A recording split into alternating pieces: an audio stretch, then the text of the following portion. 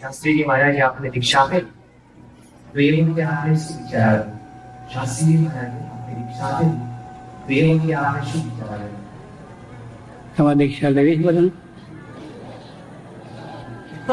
તો તમને શું વિચાર આવે કહો?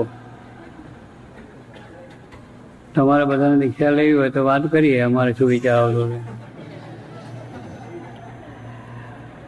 આપણે જો ભગવાનને રાજી કરવા હોય ને મોટા પુરુષો આપણને જ્યારે આજ્ઞા કરે ત્યારે વિચાર તો આપણે શું આવે કે એમને રાજી કરવા છે.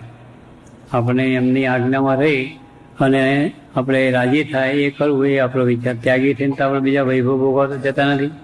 ઘર બાર ત્યાગ બધું કરી દઈએ છીએ, મોજ શોખ બધું કરી દઈએ છીએ. પટ્ટિયા પાડવાનું પણ આપણે મૂકી દઈએ છીએ કે ત્યાં પછી એ મળવાનું ચટાપટા કરવાનું કંઈ મળે ખરું?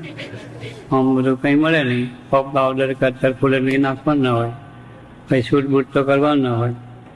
એ જે આપણને આજ્ઞા કરે ને જે રીતે રાખે એ રીતે આપણે રહી અને આત્માનું કલ્યાણ કરવું છે, એમને રાજી કરવા છે, એ આપણો વિચાર હોય. કારણ ઘરેથી જ્યારે નીકળી છે ત્યાગ લઈને, ત્યાં તો કંઈ વૈભવ ભોગવીશું, ત્યાં સારું સારું ખાવાનું મળશે ને એવું તો કંઈ હોય જ નહીં.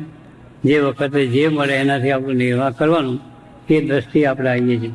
એટલે આપણે આપણા સુખનું, અગર આપણા મનનું ધારેલી કઈ વસ્તુ આપણને નથી મળવાની, પણ એ જે રાજી થાય એ રીતે જ આપણે કરવાનું છે. એટલે એ રીતના વિચારોથી આપણે આવવાનું હોય કે જે રીતે જે આજ્ઞા કરે આજ્ઞાથી સેવા કરવાની, એવા વિચારથી જો આપણે આવીએ ને તો આપણો ત્યાગાશ્રમ શોભે.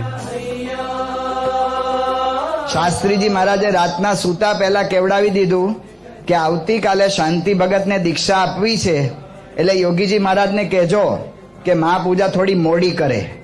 એટલે યોગીજી મહારાજે મહાપૂજા અત્યારે પૂરી સંપન્ન કરી દીધી છે અને હવે આપ દીક્ષા માટે પધાર્યા છો તો શાસ્ત્રીજી મહારાજ પણ તૈયાર બેઠા છે આપને દીક્ષા આપવા માટે. તો શાસ્ત્રી મહારાજને વિનંતી કરીએ કે હવે દીક્ષા વિધિનો પ્રારંભ કરે. અથ ભાગવતી દીક્ષા પ્રધાન વિધિ.